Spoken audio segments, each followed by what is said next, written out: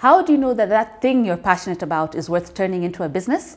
This week, we speak to Passion Profit founder Frida Owinga on the ins and outs of running a successful business. This is She Means Business. I am your host, Claire Munde.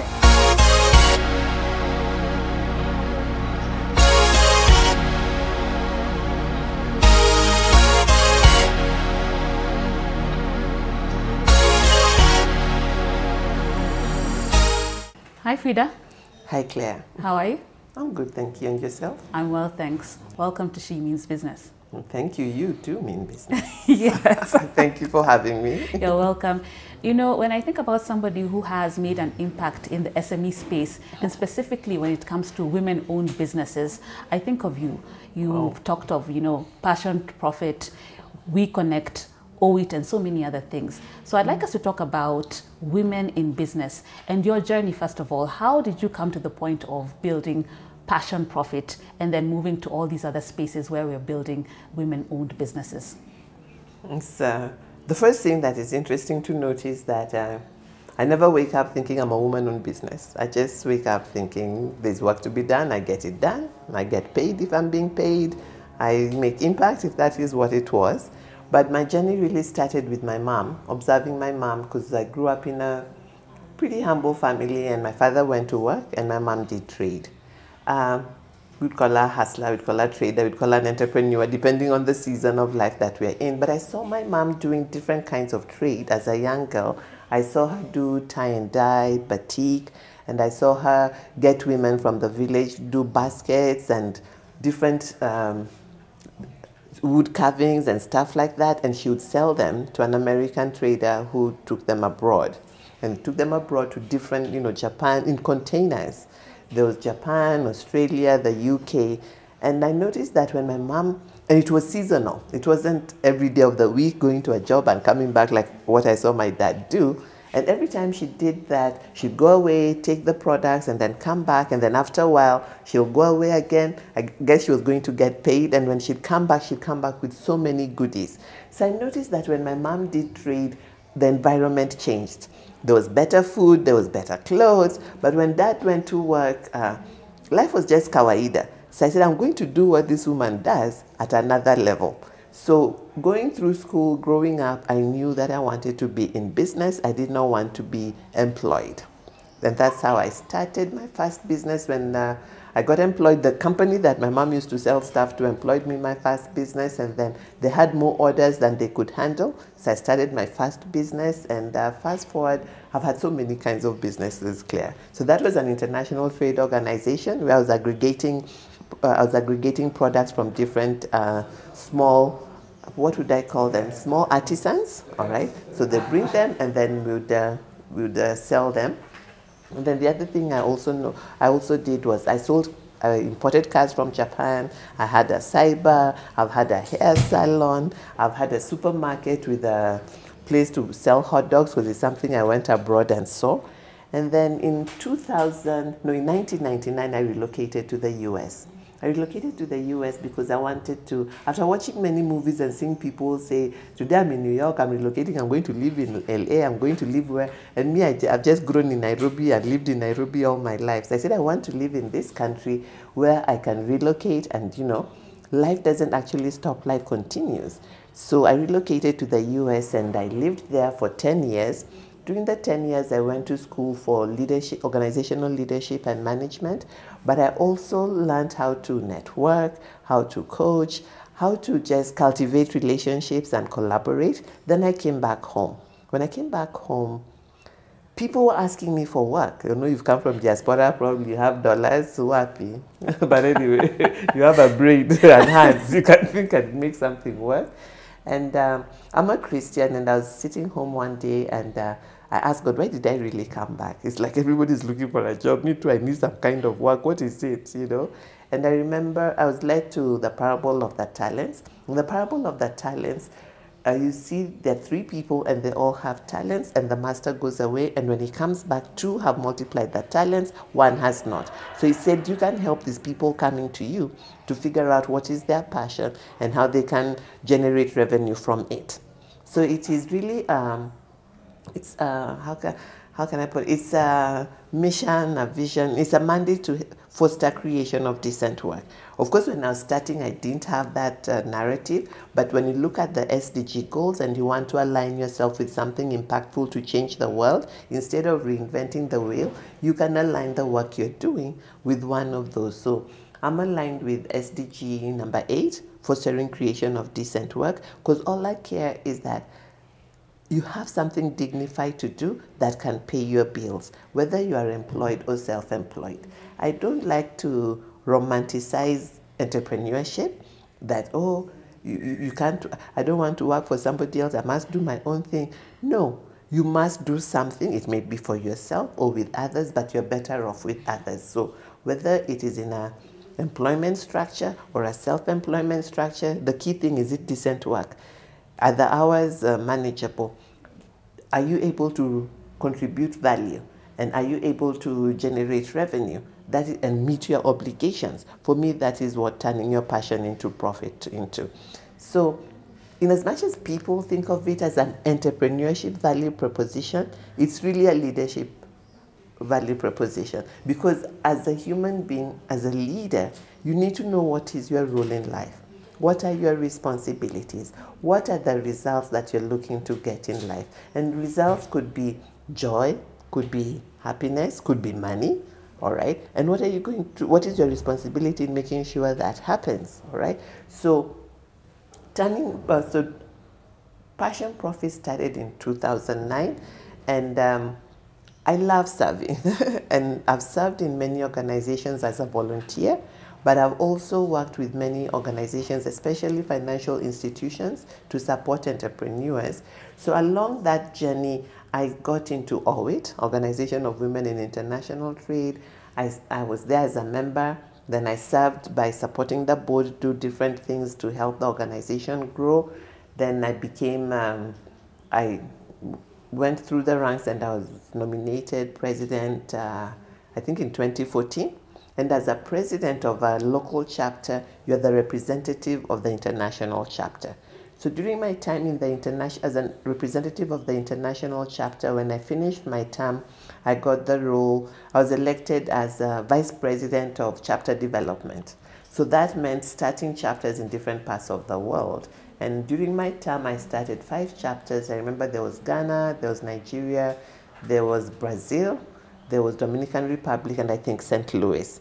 So what that entails is a woman will show up and say they want to start a chapter in their country. And when they want to start a chapter in the country, we had what we call chapter in the box. You set up, you bring women together who you're going to start a board with, and they work with you in ensuring that you're registered, starting the organization, what are the first things that you do, and then you become an always chapter.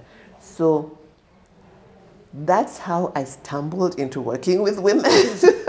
I never set out to do women empowerment. No, I just believe that all people need to be empowered so that we have a fair world, as fair could be, all right? So just helping people to get the skills they need to do the things that they love and enjoy, and get paid when they can. If you don't get paid here today, the next one might pay you.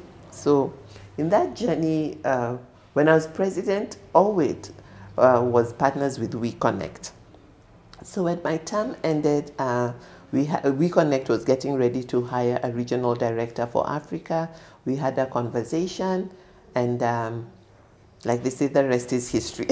So I'm the regional director for WeConnect International, and I really like it because of the intentionality WeConnect has to ensure that we're not just doing women empowerment for doing women empowerment. When you look at women-owned businesses, you'll notice that one year after another, what are the challenges women are going through? Access to capital, access to information, you know, the same old things. And while we put women in classes and do financial literacy, WeConnect is going a step further. We have member buyers that we connect the women to. And when you connect a woman to a member buyer, that means they're going to get a tender, they're going to get a contract, they're going to get a bid, and it drives more money into their hands. So it's a process where you can self-register as a woman, or you can certify, and then you get access into a portal where global buyers find you. You also find them. When they have bids, they put the bids in the portal. Just like when you buy a newspaper and you see tenders, all right? So one of the things that I tell women in all the associations I've served is that nothing in life is guaranteed, but your work, you can guarantee your results by the work that you put in. How you show up, how you participate, how you take advantage of opportunities that come. Because I find that many times women disqualify themselves. I'm not ready, I don't have everything I need, and then they say no even before they are told no. And then we keep saying we need to empower women. The first empowerment is, I need to know my value, I need to know my worth, I need to show up and take advantage of those opportunities. Sometimes people will tell me yes, sometimes people will tell me no. That's okay. I'm sure whether you have children or not, I'm sure you have nieces or you do, all right? So you don't tell your child yes, yes every day. And the day you tell them no, they might drop down and yell, but they get up, all right? So such is life. There will be people who will say yes, there will be people who will say no. You decide. What am I learning from this no? How do I get up and carry on, because there's something I need to do? And for me, it is fostering creation of decent work, so that you don't have people just asking you, nipe fair, nipe this or nipe the other. It's the most undignified thing to do. And when people ask me for money, if you're my friend, I don't lend you, I may give you. Or the first thing I'm going to ask you is, what do you do? Or how can we help you do? What can we help you do? All right? Because it's the most, I don't even have undignified way of living, and it's not sustainable, you know. But the sooner you find something, it may be a little here, a little now, but it sheds more light, and you become versatile in the process. You get more ideas, you get comfortable, and you move on. Yeah. So much better, so much more dignified. Yeah, I like that. Aligning yourself with one of those SDGs and just, you know, that decent work. And, you know, you've talked about not romanticizing entrepreneurship, yeah? Yes. Because, as you said, everyone is like, I want to be my own business owner, I want to do my own thing. But it's not as easy as it's made to look out there. Entrepreneurship is hard. Let's just spell it out, okay? It is hard. Yes. You have products, you have services, people don't know you yet, they don't trust you, you are not making enough money, the bills are still there. If you have a job, you're better off. So start the side hustle, but don't steal from your employer, all right? Because that is where we go wrong. Have something that you can do, because really 8 hours for work, we have 24 hours in a day, and we have a 24-hour global system, all right? So you don't need to steal from your employer, and you can do what you love for your job.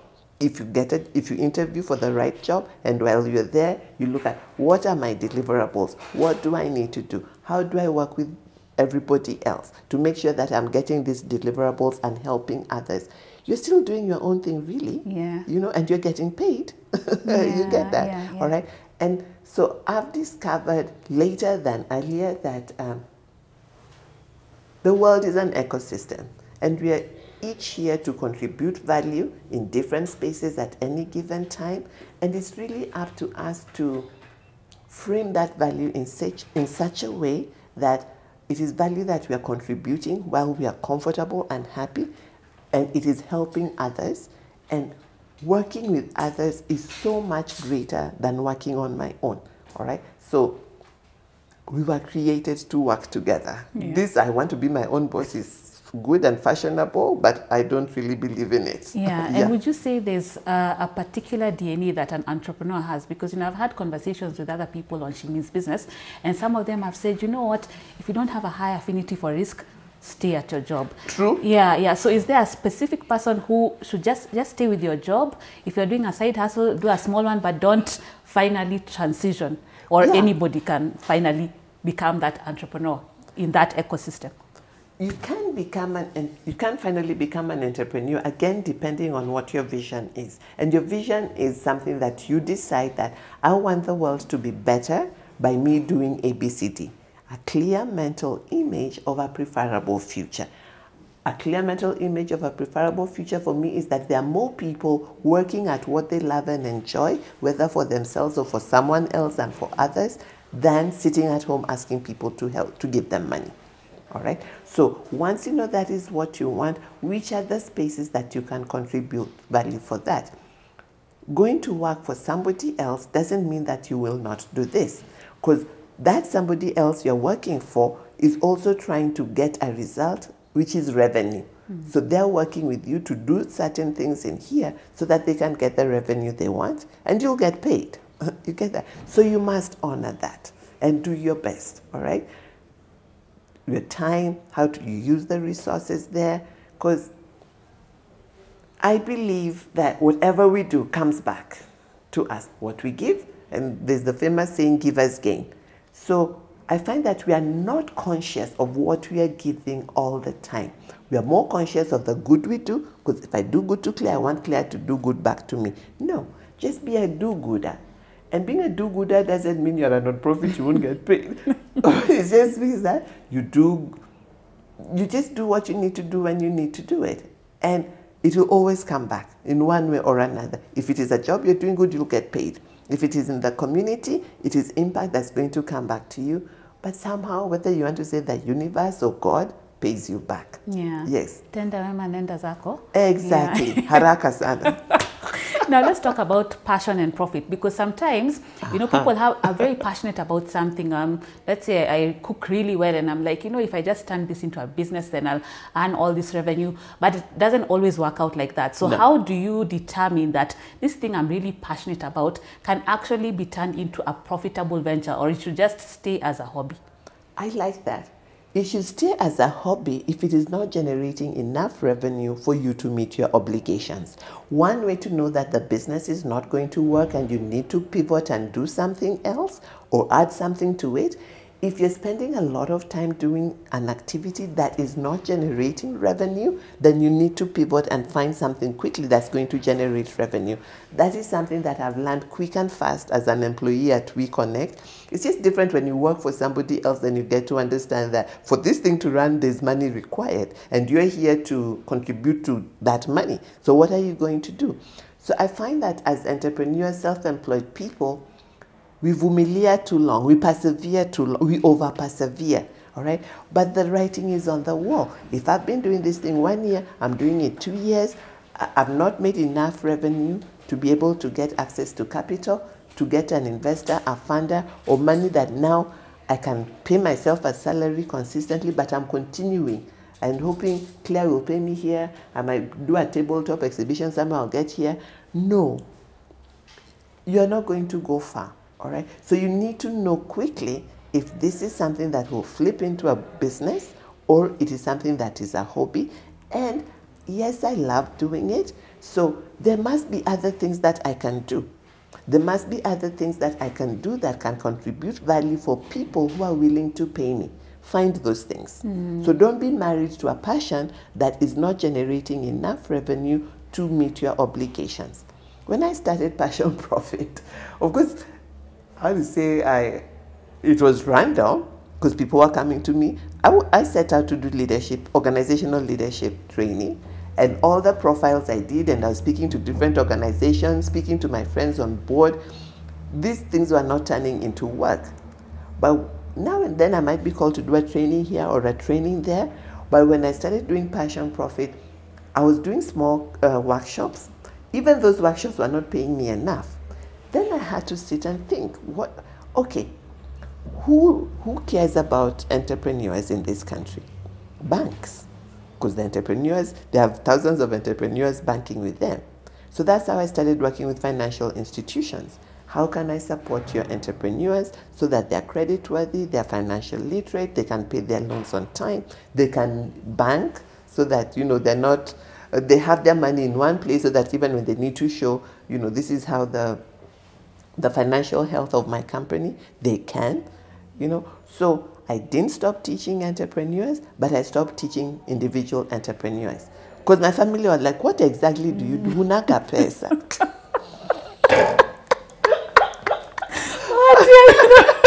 No, I need to say the truth. Yes. Like, entrepreneurship has been romanticized, and we come into these screens with our makeup and we think, I want to be like her. No, you don't. You do not. Yes. Because you don't know what I'm doing after I get off this camera. You don't know what I'm going to do. So let's get it real. If it is not generating revenue to meet your obligations, find something else to do. Yeah. Whether it's a part-time job or whatever. But because you see, yes, people say that it's not all about money, but money is very important. Yeah. You have to pay your bills. You have to live. I mean, you can't live without money. Yes. I don't care whoever says that. No. So there's some mindsets that we have that we need to shift. We really need to change our paradigms, because by the time you're talking about a mindset, that is things that were modeled for you, and then you just adopted them unconsciously or consciously. Just like, I want to be my own boss. All right, do you have the skills? All right, I've told many young people, intern at an organization. Do you have a way to pay your bills, whatever bills you have? Yes, I'm still living with my mother. Okay, find an organization you can intern at, get to understand how the structures of this thing works. You're going to get experience, you're going to get expertise, and then you start looking for doing it for yourself. Well, you're still under your mother's roof. It's a transition. Yes. It's not start today, get rich quick tomorrow. These 90-day schemes, achana nazo. Yeah. And what would you say about like doing an audit of yourself? Because you said you are training and you are training individuals and it's not paying. People are asking, what are you doing? But then you shifted your mindset and you're like, if I go to the banks, that will make more sense. So what do you tell that business owner that the idea itself may not be wrong, but the way you're going about it needs to be rethought? So how do you go about doing an audit? So I'm selling my samosas to the neighborhood, but that doesn't work. Maybe I need to think of a bigger plan. How do you how are you going to scale? Yeah. And then the day you're not there to sell the samosas, how many samosas can you make in your house? Yeah. And the day your neighbor also starts making samosas and has a better than yours, you start, like when Uber came and they were stoning the taxi people were stoning Uber. No, life had changed. The cheese had moved. Yeah. So you need to be willing to move when the cheese moves. How do you do the audit? The first audit you need to do is on yourself. There's an audit we do at Passion Profit called Skin, going under your skin, and skin is spelled S-K-E-E-N. Skin is, what are your skills? What is the knowledge that you have? Whether you read it in books or you have academia, don't be too stuck with your degrees. Degrees are great, but skills are more important, because many people have degrees and they don't know how to convert it. There's somebody I recently realized, he has a PhD, but the way he reasons, and if you ask questions, if you ask them for help, they don't know, they don't have any way to help you. But I respect them, their PhD wamesoma. So how can we turn this knowledge into value is critical. So number one, what's under your skin? What is the knowledge you have? Your experience. Your experience is whether you are working and getting paid or you are volunteering somewhere. What is your exposure? Your exposure, maybe you lived in Ushagona, you're in Nairobi. There's something you learned there. Maybe you've traveled abroad, you're a diaspora. And then, of course, your education is critical. And then what are your networks? Sometimes we go through life blindly. And that was me younger. I was just like a train, going straight, But when you go through life, smile with people, get to know them, I don't talk a lot, I keep quiet, and many times people, when you keep quiet, you chant like, that one doesn't know anything. It's all right, I know what I know. But when I talk, I want to know, what do you do? What do you enjoy doing? And I always put that in my head, or when I save your number, I'll put it. So when I'm working on something and an opportunity comes up, I'll remember you. I recently met a lawyer, and she told me that she's not a full lawyer, she's still in school. I think she's in her 3rd or 4th year. She's in school, and then when I was asking them, what do you do, blah, blah, blah, she said she's in law school, and she also does jewelry. And I only wear pearls. Today I don't have pearls. And I've been saying I've been looking for somebody to do my jewelry, and I'm very particular. She said, I can. She started showing me pictures. The next thing now, we are in a relationship where she's helping, she's looking at my dresses and creating jewelry for exactly what I want. She's a lawyer. Yeah. Law is not giving her money yet, but her passion for jewelry is giving her money. When she finishes her law degree, she can be a lawyer. She can still make for us jewelry at night, or She can train other people to make the jewelry and have a jewelry line and sell it. Yeah. Because with her legal mind, she's going to know how to do that, patent it, and whatever. Yeah, yeah. You see, so life is not just being one-track minded in that, okay, I'm going to school to be a lawyer. If I don't get a corner office in a big legal firm, I'm going to chill with my parents forever. No. Yeah. And then you start saying, oh, mental illness. No, yeah. No. There's just that dysfunction in our society where go to school, work hard, get a job, work hard, retire. Okay, nowadays I don't see people retiring. Yeah. I see people changing jobs much faster. As human beings, we have the DNA to be versatile, and we should adopt that without feeling guilty or apologizing. People tell me, Frida, you do so many things. Yes, and I love and enjoy, and I produce results where I am. I'm not trying to drop any ball anywhere or make any excuses. I love my job. I do everything for my job. My company works, all right? But the associates who work there, if they need my attention, they work. I have 24 hours every day. I make sure that in the 24 hours, I prioritize what's important. Yeah. Yeah. And I don't overfill my schedule with things that are not going to add value for me to get the results that I need to be getting. Yeah. Yeah, I like that. I think life is really simple. I don't know where we complicated it. Yeah. Now let's talk about that in the skin formula, that networking.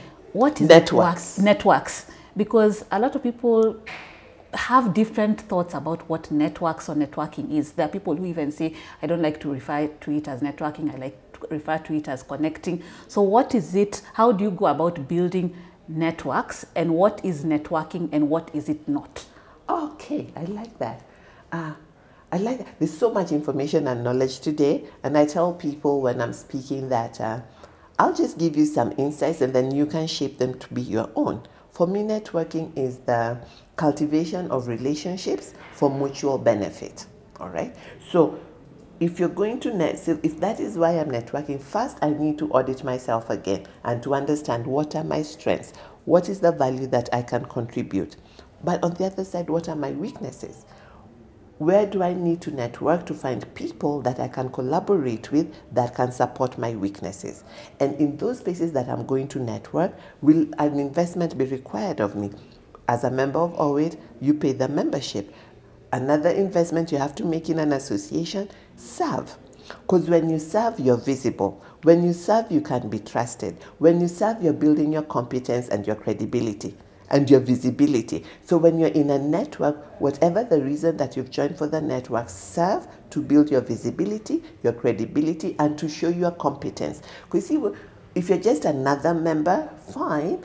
But you see, these associations are filled with members who are complaining, oh, this thing doesn't work. Because you're not working. Did you notice network is spelled net and work? There's work to be done inside the net. Yes. Are you doing it? Ama, you just paid your 5,000, 10,000, 20,000, whatever, and you're expecting this thing to work. There's some networks that are very expensive. I know a network that is, I think it's about $1,250 to be a member, and you can meet all kinds of funders and donors. But if you don't show up and go for the meetings, if you don't go for the orientation, if you don't participate, will those people know you? But if you participate, they'll know you, because you see, everything is relationships. John Maxwell said everything rises and falls on leadership. I say everything rises and falls on relationship, all right? I'm sitting here because somebody referred me, I have seen you, and you thought it fit to interview me, all right? So I didn't call you, but there was a connection that happened where we met, and that's why we are sitting today, relationship. And you took the leadership of asking me, and I said yes. I didn't say, hey, will I really do it? Oh, I've never done it before. Even if I'd never done it before, I'll just come and do it and grapple through and ask you for feedback. I'll have learned, and the rest will be history. I like that. Now, let's talk a little bit about, you said sometimes women, or even just people in general, shy away from positions. It's like, oh, I don't have enough experience. More women than men, women, so right? Not people. That is a women it's thing. a women issue. So how can women then equip themselves to be more confident to go for those opportunities? I like that question. And what I normally tell people, when you go under your skin, that test I'm talking about, and I've seen it happen so many times when I've done it with people, you unpack who you are, what you are, and many people say, I didn't know that I know so much. That alone builds their confidence. So once your confidence is built, learn to affirm yourself. Learn to be around people that support you intentionally. Because sometimes you expect people to affirm us, but we are not in a space where we can get that affirmation. Then either people are laughing at what we do or are always giving us 10 reasons why it can't be done, it has never been done. So it's up to you to position yourself where you can thrive and flourish. It does not happen automatically. And back again to networking. Are you somebody who likes being in big groups? Are you somebody who likes to sit quietly and listen to everything like a fly on the wall like Frida? Know who you are. Value that. Be that. And become better. Okay. It's really as simple as that. So once you know who you are, once you know the value that you can contribute, when you see an advert or a request for that, never ever wait to be 100% of anything that is written on paper, because everything is progressive. Men, when they have 50%, 70%, they'll say yes. All right? And when they'll go like they have 100%. So they're not bad, they're not arrogant. It's just a trait that we have to learn. They believe in themselves. All of us have potential that we are unlocking. Every time I speak, I understand better how to express my story. It is the same story. But I understand how to express it better based on the trends I know that are happening, based on questions that people have asked me and how life is changing.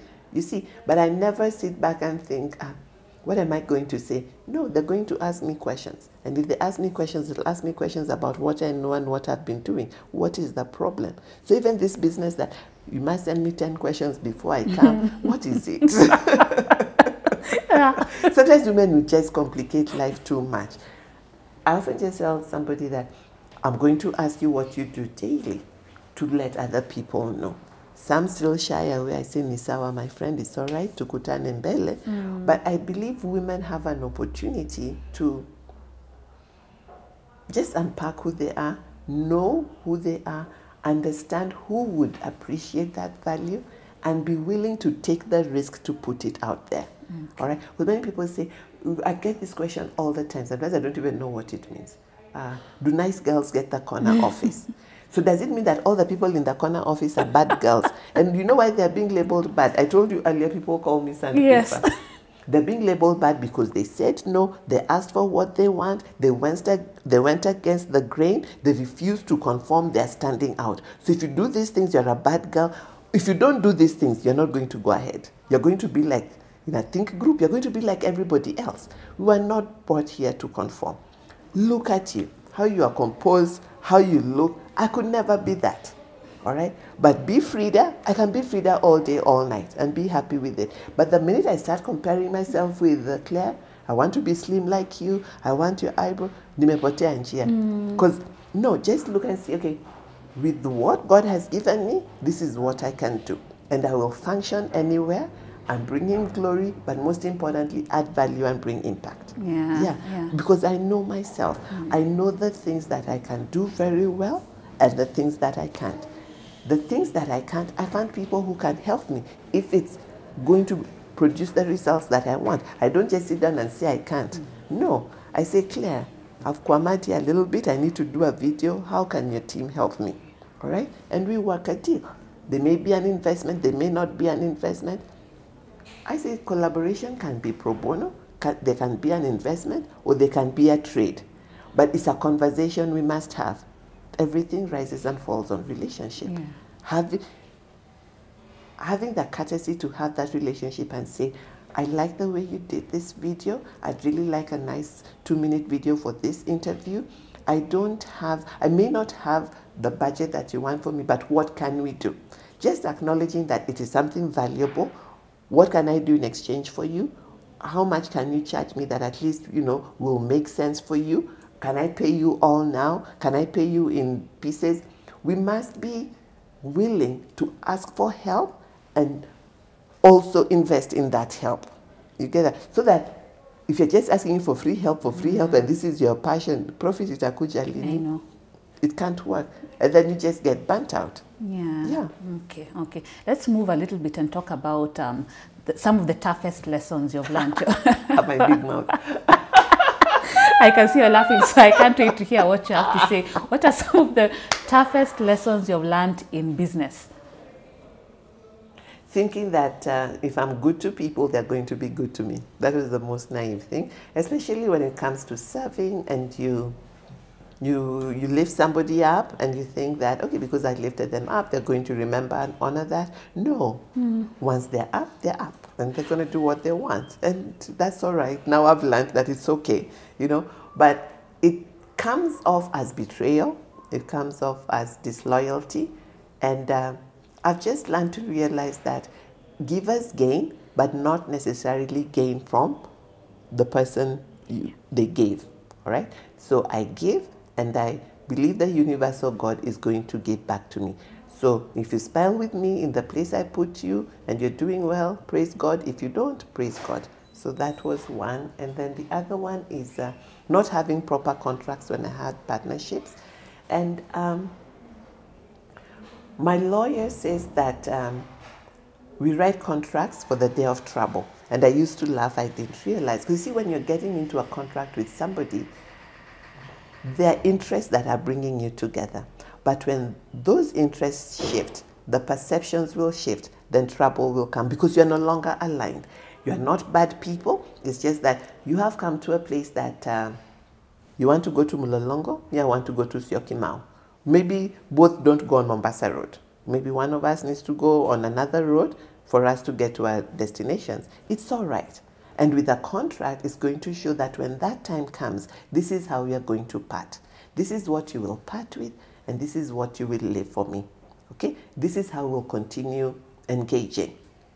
So like the Bible is just a contract of how to live, really. So at first I felt that having contracts between friends, we are coming together, we are going to do the same thing, we are all nice people, all right? Okay? Then I learned that from this lawyer that having contracts is for the day of trouble. When trouble comes, or conflict, it will look differently in different situations. Conflict is not necessarily a bad thing. We've been working together, we have grown, our interests have changed. It's okay to part, all right?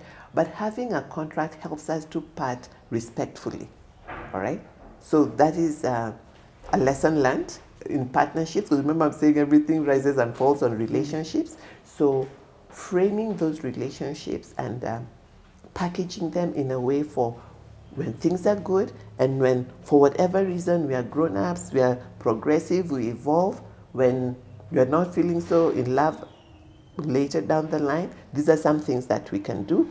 The things that you learn here, how are you going to use them out there? The things that you contribute here, are you going to leave them here? Are we going to recognize you for them? So just having those conversations sooner than later. And also, I believe that, like I said, that networking is the cultivation of relationships for mutual benefits. So it's important to define what that benefit is. What am I going to get from you? What are you going to get from me? You see, this is a conversation you can have when you're getting into a relationship. You're going to explore.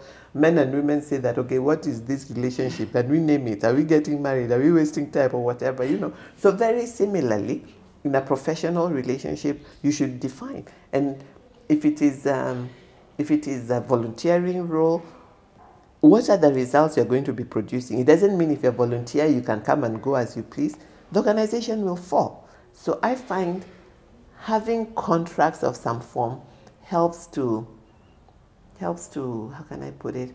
Helps to protect the relationship, helps to nurture the relationship, because in there you may also have when you need to review things, or if this is happening, we need to sit and talk about it, because sometimes I find that when things begin to change, because relationships will evolve, then one person wants to speak, but they're afraid. There's always that person who's afraid, and then either they will go out and do something crazy and not let you know. And then, of course, you're going to be the bad person because you did not create the safe space where they can talk. And I'm like, when I was growing up, there was nothing about create safe space where I can talk. I don't know what. And like, people today are so fickle. Yeah. That's why they call me the sandpaper.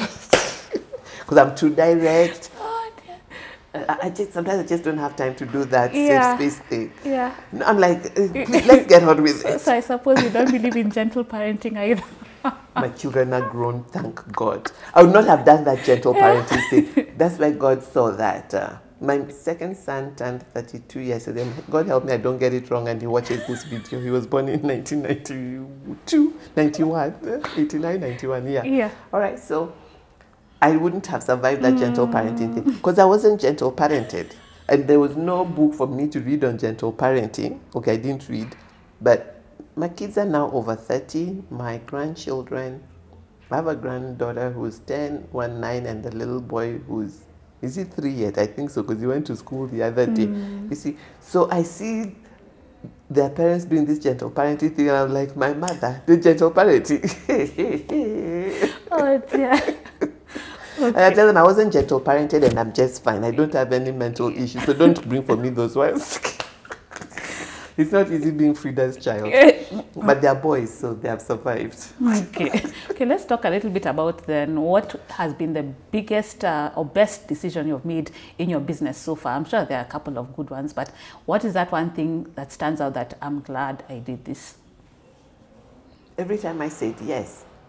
When I said yes to starting Passion Profit, I had no idea what I was really doing, but I started and here we are. When I said yes to starting the association, when I said yes to being the president of Audit and becoming the regional director for We Connect, I didn't know how everything was going to play out, all right? But I said yes. And with my yes, I go in 100% and just meet whatever comes. Because I'm a strong believer that every day we wake up and we have ideas of what we're going to do, and sometimes it doesn't turn out the way we want. If you're intentional enough about saying yes to the right things, all these things I said yes to were tied to my bigger purpose in life. So I enjoy them. I'm committed to them. On that day I wake up and I don't feel like doing none of them. I remember, why did I say yes to them? And that gets me up and that gets me going. Because at the end of the day, for me, it's what did I do that helped somebody create decent work for themselves? Sometimes I meet somebody, they say they watched a video of me and I talked about pricing and they've changed the way they do their pricing. I talked about just go for what you want and go for it. Even this morning when I was waiting for you, when you're setting up this place, there's a lady I met there, she was saying that there's something you said that really stayed with me. Because I was mentoring her on, somebody copied her idea and she was wondering what to do. I said, I know it hurts and it's going to hurt because it's like losing a child or a loved one, all right? So you need to reflect and see, okay, what's the worst that is coming out of this situation? What do you want to do moving forward? Do you want to do this idea in another way, in another form and shape, all right? It's up to you to decide. And then once you reflect, release it and rise. Yeah. Because you can either continue stewing on it, oh, my mom didn't hug me, like I tell my children. Oh, even me, I was never hugged. Oh, my dad was a silent dad. And all those things are real and I empathize. But there's enough help today to turn it around. Find a support group, find a therapist, find whatever help you need to release anything that you're holding that is not supporting your progress. Because you're not sabotaging the person you're holding, you're sabotaging yourself. Nature abhors a vacuum. If you let it go, something else will come and you have the ability to do it better because you have already learned a lesson. Oh, I hope you have. Yeah, I like that. Now, before we switch gears a little bit, I want us to talk about that issue of pricing. And it's, yeah, it's a problem that a lot of people have. So they start this business and they believe this is what I should price my product or my service for. And then maybe you start hearing, hey, you're overpriced, I can get that for cheaper. You've had all that conversation, and then someone starts thinking, oh, maybe I need to make it cheaper. But you know the work you've put into it, you know what you have to offer. So what would you say to that business owner about pricing? It might sound a little bit higher than the rest, but they want to survive and they want to thrive in this business, and they don't want to, keep hearing people telling me, I can get it cheaper. How do you go about that pricing issue? I've learned the best pricing strategy from the founder of WeConnect. She's a fearless leader, and we have packages, and the organization has been around since 2009. They're so well thought through in terms of the value they bring. Like certification is $350 and it is for 3 years. So in Kenya, somebody will convert that into around 45,000, 50,000 and say it's too expensive. So I'll sit down with them and tell them, for 45,000 in 3 years, how much are you spending per month? And as a woman, what do you ordinarily do? Because it comes to about 1,000 or less. What do you ordinarily do with that kind of money? I'm giving you an offer that if you certify with this organization, you're going to have a logo that is going to show that you're a woman business enterprise. You have been certified. That means that any corporate that sees you understands that you are formal, you do your taxes, you have a level of revenue that you can be able to provide supplies for them. And they can find you in a searchable database. You can also find them. On top of that, you can meet other women that you can network with. So if you feel that is expensive, I totally understand and appreciate moving along swiftly. Yeah. So you don't have to persuade everybody that says that you are expensive that you are not. Show them the value. If they understand the value, they will make the investment. If they don't make the investment, it's okay. Move to the next one. All right, so that you are talking, you want to make sure that you have the value, a good value proposition, and you want to be confident in it. Comparing yourself too much with they say that so-and-so is offering exactly the same thing and they're cheaper, let them go. I find that we want to persuade people too much. And some people will see it as arrogance. No. Confidence is sometimes portrayed as arrogance, No. This organization has been around since 2009. They have a database of buyers. Buyers want women who are registered or certified, who have been verified to some extent. That is what they're doing. And there's a team of people who do that. It costs money. So if you're finding that going through that journey is expensive, it's okay. You can go to another network. Yeah. Yeah. I like that. Life is really simple. Yes. It's a life where we are able to know who we are, what we want, and make the choices to produce the results that we want. Yeah. Yeah. Super, super. Now let's shift gears a little bit and we get to know you a little bit better outside work. What do you do for fun? Work. I do. I'm not kidding you. Work. I enjoy my work. I just reached a point. Okay, for fun, let me say, I like volunteering. Is that not work? Okay. Okay. So I'm part of Toastmasters. So one thing I really love doing in the evenings when I don't have a timeline to meet, I'll join a Toastmasters. And it's either, it will be virtual or I'll go to a physical one and I'll participate as a Toastmaster of the day, or I'll do table topics there. And I serve as the Vice President of Education in our Toastmasters. And I enjoy that. When I was president of Audit, I enjoyed doing that, helping the women. This Foster International Trade, it could be something as simple as helping them with their marketing, helping them with their books or something, or finding somebody to give them the help that they need, because I also don't try to do things that I don't know. Here within pricing, we have a consultant that helps you think through everything that you have put into your product or service, what is the tangible value, and then helps you come up with a price. Comparing yourself with another consultant is okay. We are all doing leadership training. This consultant is charging 50,000. I want to charge 30,000. Why? It is really up to you. Why do you want to charge 30,000? Is it because you feel you're 30,000 worth, or is it because you feel where you're going to be selling this thing is the 30,000 people who are going to be there. Because the minute you sell it for 30,000, bringing it up to 50,000 is not going to be easy, because people already know you as the 30,000 consultant. Yeah, Do you see that? Yeah. So there's a bit of bit of science, a bit of heart, but just a bit of also you being confident in who you are. But you have to be very clear about the value proposition. Okay, like at WeConnect, we're very clear that women-owned businesses need more money. Getting money from our founder says that it's not about going to the microfinance. Why are we even sending them to the microfinance? But if you get a tender, there's a lady who got tenders from us last year, who got corporate bids from 3 different organizations, I won't mention them, worth 8 million in 1 year, a small business owner. So you can either go and look for the investor, the funder, or the loan, or you get certified and work it to get your bid. Yeah. Okay. And it doesn't mean when you're working to get a bid, now you close all other doors. I find that we tend to have that tendency of, okay, I got in here because I'm going to get bids, so that is all I want to do. No, life is big. Spread your wings. You get that, all right? Yeah. So you're doing this one. As long as it's all marketing towards generating revenue for your business, do what you need to do.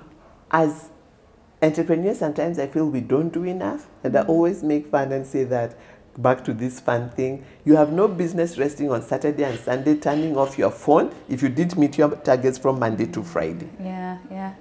You see, because at the job you have to meet the targets. But as an entrepreneur, umechoka too, you're watching TV, you're doing WhatsApp, yeah, absolutely. Okay, and clearly, so I enjoy work. I work when I need to. Over the weekend, I do things that I love, but people consider them work, like doing Toastmasters or attending an event, where I'll be speaking or something like that. I love volunteering. It just, how can I say? I get a high when I'm serving. Yeah. I enjoy serving. Yeah, clearly you do enjoy, because we were talking about fun and it moved back to work. I just reached a point where, like, Frida, you love work and there's nothing wrong about it. There's nothing wrong about it. So tell me, what kind of music do you listen to? Oh my God. I really, since we stopped listening to the radio and stuff like that, I don't know how to find music. But one thing I'll do when I'm working, there'll be worship jazz in the background, something quiet. Or if I'm listening to music with words, I need to hear what they're saying. All this, hey. I'm like, please put that thing. And my son is a musician. Oh, poor fellow. Okay. But he has survived. So I can't do those things, all right? So I need to hear the words, because I'm very conscious about what goes into my ears and my mind. I need to hear the words. They need to make sense to me. Like, I always make fun and say Luos have these worship songs that are always crying how the devil is chasing them. I don't listen to those songs. I'm like, turn it off. There's no devil chasing me. I'm the one chasing the devil. Oh my goodness. Yeah. You asked me. Clearly, okay. No devil is chasing you. No. Yeah. For where? Okay. I was born to chase. In fact, when he sees me, he's supposed to be running. Okay. Okay, Frida, that's hilarious. Now, as we come to a close, we need to close. I want you to mention something about work-life balance. Yes, your children are big right now, but as they were growing up and you were building businesses, you even relocated and all that, how did you find that harmony and balancing it all, while at the same time raising your children, even though you are not gentle parenting? One thing, I think balance is, and that's just me. I think there's no balance, there's harmony. Just like I'm telling you that there's 24 hours in a day, there's Monday to Friday, there's Saturday and Sunday, all right? So finding pockets of time to spend with your children. When my granddaughter was younger, she lived with me for a season, and remember I said you get help if you don't have help. I went to a family coach of sorts, and I told her, I don't know what to do with this little child. And she told me, little children just need your attention for 5 minutes. So when she comes and she needs something, stop what you're doing and give her your attention. She'll be bored of you very quickly and go to the next thing. So we integrated living together. So she knew when Shosh is in this area, because I work from home, she's at the office. When she sees me putting on my earphones, I'm having a meeting. When she sees me setting up lights and everything, I'm doing Toastmasters. So she has her coloring books, she will sit at the corner, all right? Or she will be there doing like this, and I'll be showing her, then she will wait. So I find it's easier to integrate and use the time that you have to do the things that you love with the people that you care about. I live with my youngest son. He has his life, I have my life. But like on Sunday, when he was coming from church, because he's a music director at his church, it coincided with I had finished a mentorship program, I was hungry, and I knew this is around the time he comes. So I ordered food, we ate together. I caught up with him. It was about 30 minutes. It was good FaceTime for me. You're driving, you wanted me to say how I do it. How I do it is I spend my time I give you FaceTime based on the time I have. I rode with my son to an errand, okay? It's an errand he needed to do. I needed to be in that place also. He picked me, we went together. We are talking in the car. So I wouldn't say that I'm going to spend the Christmas holidays with you and we go to somewhere. I don't know how to sit so still. Okay, yeah. I might do 2 days, 3 days, because I travel for work a lot, so I have time to sit back and relax. So I've just found a way to integrate the things I love and enjoy every day as I go, not setting a time far away in the future when I'll do it. One thing we do as a family, my siblings, their children, is because I have a sister who lives abroad. Once a year she comes, and when she comes, we are all going to be together, either over dinner, over lunch, or parts of us may take a journey together. And when we take that journey together, you are not going to be under my hair all the time. So there are times we'll eat together, there are times we'll come out and do some fun things together. So I've just learned to do things in moderation, integrating what I love and enjoy in my everyday life, in little bits and pieces, and it adds up. Okay. And I'm happy, and I hope the people around me are happy. Awesome, awesome. And now as we conclude, I'd like you to look into the camera and speak to that woman who is in business, who might be feeling stuck, who is wondering how to get to the next level, whether it's scaling or whatever she is.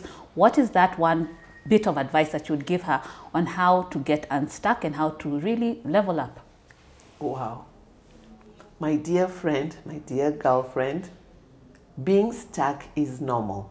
It's just a sign that you have reached a place that your resources are wiped out. What you're thinking you can do, where you're thinking you can get help from, so you're feeling stuck. I need you to step back and look at the last time things were going well for you. What did life look like? What were you doing? And try to recreate that again today. You will be unstuck. I wish you all the best. Getting stuck is normal. It's just a sign that your resources have ended, but you're a resourceful person. History has some lessons for you. Go back there, grab them, reflect on them, and rise. Thank you. Awesome. Thank you so much, Frida. You've heard it from Frida Owinga. When was the last time things were going well for you? Think back then and think about how you can recreate that. This has been She Means Business. I have been your host, Claire Munde. Until next time, have a good one.